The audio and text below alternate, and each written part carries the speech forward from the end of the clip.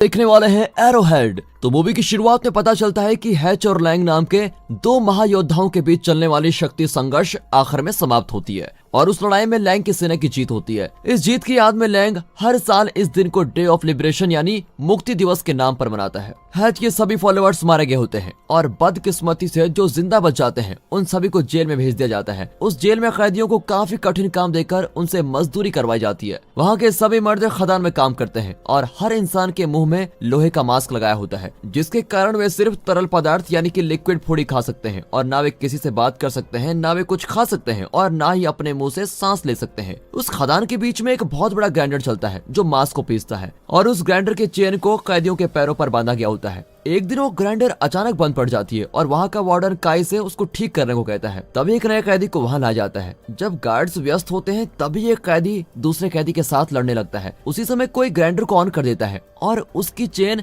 लड़ाई करने वाले कैदी को अंदर की तरफ खींच लेती है। तभी नया कैदी यहाँ वहाँ देखता है और वो भी उस लड़ाई में शामिल हो जाता है। वार्डन फिर उस ग्राइंडर को ऑन करता है, लेकिन इस बार वो इस तरह से उसको सेट करता है ताकि सारे कैदी उसमें फंस जाएं। फिर अपनी और अपनी दोस्तों की जान बचाने के लिए काय उस मशीन के प्रोग्राम को डिसेबल करने की कोशिश करता है, लेकिन तभी मशीन उसको भी खींचने लगती है। फिर काय को एक आइडिया आता है। वो मशीन गन की मदद से उस चेन को तोड़ने की कोशिश करता है, लेकिन असफल रहता है और फिर उसके पास एक ही ऑप्शन बचता है और वो है अपने पैर को काटना। इसलिए वो अपने पैर को काटकर खुद को बचा लेता है। कुछ समय बाद जब काय जागता है तब वो देखता है कि वो हैच के घर में है और अपने नकली पैर को देखता है। हैच उसका मास्क निकालकर उसे कहता है कि वो काफी सालों से लैंग के जेल में लड़ाई करवा रहा है और अब उसको एक कैदी की मदद की जरूरत है। वो कहता है कि तुम्हें लैंग के शिप को इन्फिल्ट्रेट करना होगा और वहाँ की सारी जानकारी मुझे देनी होगी। ऐसा करने से मैं तुमको बाहर निकालूंगा और अपने साथ न्यू हॉलैंड ले चलूंगा और तुम्हारे पापा को बचाने में तुम्हारी मदद करूंगा। असल में काय के पापा के रिलीज होते ही लैंग ने उनकी हत्या करने का प्लान बनाया होता है। एक दिन शिप में बैठकर काय कंप्यूटर को ऑन करता है और एक एयरपीस के जरिए हैच उसे बताता है कि मुझे असल में कौन सी जानकारी चाहिए। हैच उसे वो जानकारी वहीं से भेजने को कहता है और जब काय उस जानकारी को भेजना शुरू करता है तभी उस शिप में कुछ अजीब हलचल होती है और काय उन कैप्सूल्स को पैसेंजर शिप के साथ नीचे भेज देता है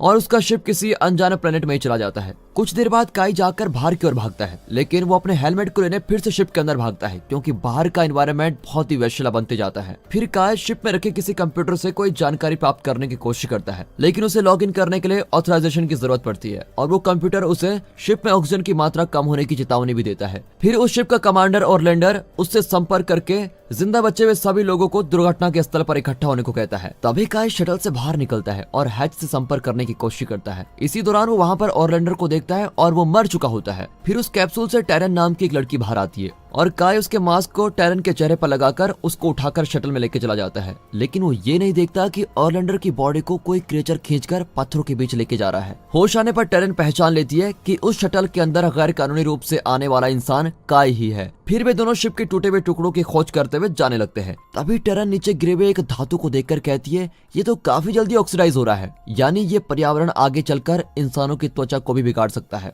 फिर काय दूर में किसी शिप को देख लेता है और वो उसके बगल में से चमकते हुए खंबे को भी देखता है जिसमें कि इलेक्ट्रिक शॉक होता है। वो खंबा उसी शिप में से होकर बाहर निकलता है। अब टैरन अंदाजा लगाती है कि काय हैच का सैनिक है और वो कहती है कि हैच कोई अच्छा इंसान नहीं है, तुम उससे दूर रहो। लेकिन काय अपनी सेना के साथ वापस धरती पर जाना चाहता है क्योंकि उसे फिर से जेल में नहीं जाना है। फिर वे टैरन को उसका वेपन लौटाता है और वापस जाकर शिप में बैठ जाता है और उसे उड़ाने की कोशिश करता है, लेकिन तभी उसको याद आता है कि कंप्यूटर को चलाने के लिए तो उसके पास अथॉरिटी नहीं है। फिर वो हैच के बारे में कोई जानकारी प्राप्त करने की कोशिश करता है और उसे हैच की पूछताछ करने वाली एक रिकॉर्डिंग मिलती है जिसमें वो अपने किए हुए गुनाहों को मान रहा होता है और एक खतरनाक जेल को हासिल करने की इच्छा के बारे में भी कहता है। फिर काय जाकर टैरन से कहता है कि वो उसे अपने साथ धरती पर ले जाएगा, लेकिन उन्हें ये सब जल्दी करना होगा। अब कुछ ही मिनटों में शिप उस प्लेनेट से बाहर निकलने वाला होता है और टैरन के कहने पर काय अपने कपड़े उतार देता है ताकि बाकी के लोगों को शक न हो कि वो हैच की सेना में से है, लेकिन इसका कोई फायदा नहीं होता। वे वहाँ पहुंचने में बहुत देरी करते हैं और वो शिप उड़ने लग जाता है। शिप को देखते समय काय को कोई क्रिएचर एक खड्डे के अंदर खींच लेता है और काय बाहर आने की बहुत कोशिश करता है, लेकिन वो उसको अपनी तरफ खींच लेता है। फिर टैरन शिप में लौटकर अपना हेलमेट निकाल लेती है और सो जाने का फैसला करती है क्योंकि वहाँ ऑक्सीजन की बहुत कमी होती है,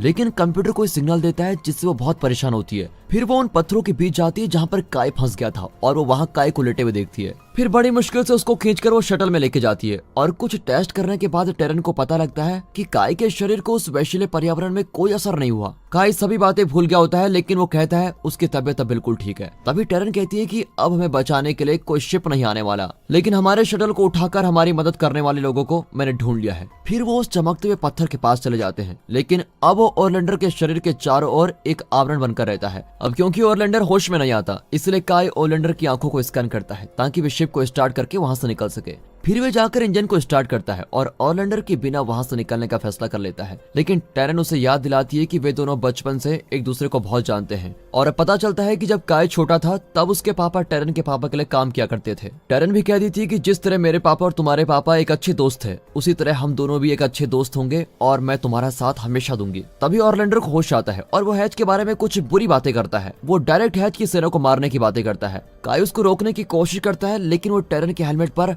गलती से शूट कर देता है और वो अपने आप को भी बहुत चोट पहुंचाता है। फिर काय बेहोश हो जाता है और जब वो जागता है तो वो रेगिस्तान में होता है, वो भी बिना कपड़ों के। उसके शरीर पर काफी घाव भी होते हैं। फिर वो वहाँ टैरन के कंकाल को देखकर बहुत उदास होता है। अब रीफ उससे कहता है कि यहाँ आए 34 दिन हो चुके हैं और शटल का इंजन पूरी तरह से जल चुका है, यानी कि अब जिस दिन उसके पापा को छुट्टी मिलेगी वो उस दिन वहाँ पर नहीं पहुँच सकता और उसके पापा को बचाना बहुत ही मुश्किल होगा। फिर वे नीचे गिरे हुए टुकड़ों को लेकर इंजन को फिक्स करने की कोशिश करता है। एक रात वो कुछ अजीब आवाजें सुनकर जाग जाता है और उसे कुछ अजीब तरह का महसूस होने लगता है, लेकिन कंप्यूटर इस बारे में उसको खबर देने के बजाय उसे शिप से बाहर भाग जाने की चेतावनी देता है। फिर काय जल्दी से भागकर एक गुफा में चला जाता है जहाँ पर वो एक बड़े मुंह को खोलते हुए देखता है। वहाँ काय कहीं जाकर छिपने की कोशिश करता है, लेकिन उसका शरीर मुड़ जाता है और वो एक मॉन्स्टर में बदल जाता है। अब फिर से वही होता है। कुछ समय बाद काय फिर से नॉर्मल होकर जाग जाता है, लेकिन इस बार उसे सारी बातें याद होती हैं। वो रीफ से कहता है कि मेरे अंदर के इस क्रिएचर से छुटकारा पाने के लिए तुम मेरी मदद करो। अब काय सोचता है कि वो अपने पापा को बचाने के लिए जेल तक नहीं पहुंच पाएगा, लेकिन फिर कंप्यूटर उसको बताता है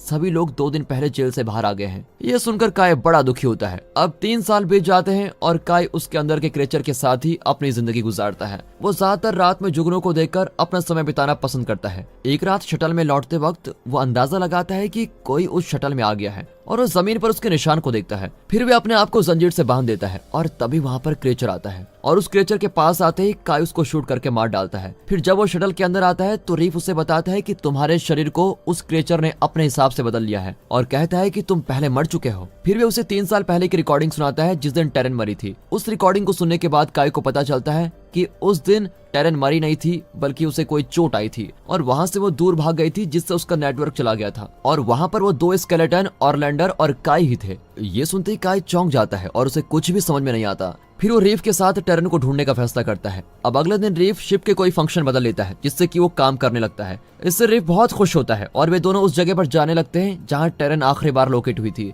फिर चलते चलते वे दोनों एक बड़ी टनल के पास पहुंचते हैं और वहां जाने पर रीफ उस टनल को स्कैन नहीं कर पाता क्योंकि वहां पर बहुत तेज इलेक्ट्रोमैग्नेटिक वेव्स होते हैं। कुछ समय बाद वही क्रिएचर काय पर हमला करता है और काय उसको फिर से घायल कर देता है। इसके बाद काय को एक बहुत तेज आवाज आती है। तभी काय अपनी और ओरलैंडर की बॉडी को पत्थरों के बीच में देख लेता है। फिर वो ओरलैंडर की बॉडी को मारता है जिससे वो क्रिएचर भी मर जाता है, लेकिन वो अपनी बॉडी को नहीं मार पाता। फिर वो वहाँ उसके नकली पैर को देख लेता है और उसको पता चलता है कि इलेक्ट्रोमैग्नेटिक वेव्स उसी में रखी हुई एक मशीन से आ रही है और उसके अंदर देखने पर उसे एक ग्रेनेड मिलता है और इससे वो समझ लेता है कि हैच सिर्फ उसका इस्तेमाल कर रहा था। फिर उसे आसमान में काफी सारे एस्केप पॉड्स क्रश होते हुए नजर आते हैं। ये वही एस्केप पॉड्स हैं जो 3 साल पहले उसको छोड़कर चले गए थे। फिर उसे आसमान में एक स्पेसशिप भी दिखाई देती है और तब काय तुरंत अपने शटल में जाकर हैच को डाटा ट्रांसफर करने लगता है और इससे वो स्पेसशिप वहीं लैंड हो जाती है। फिर उस स्पेसशिप से 2 लोग बाहर निकलते हैं और उसके शटल के पास आते हैं और उनमें से एक हैच होता है। हैच काय को मारकर उसको बेहोश कर देता है। फिर कुछ समय के बाद जागते ही वो देखता है कि उसे जंजीर से बांधा गया है। फिर हैच उसे अपना हाथ दिखाने को कहता है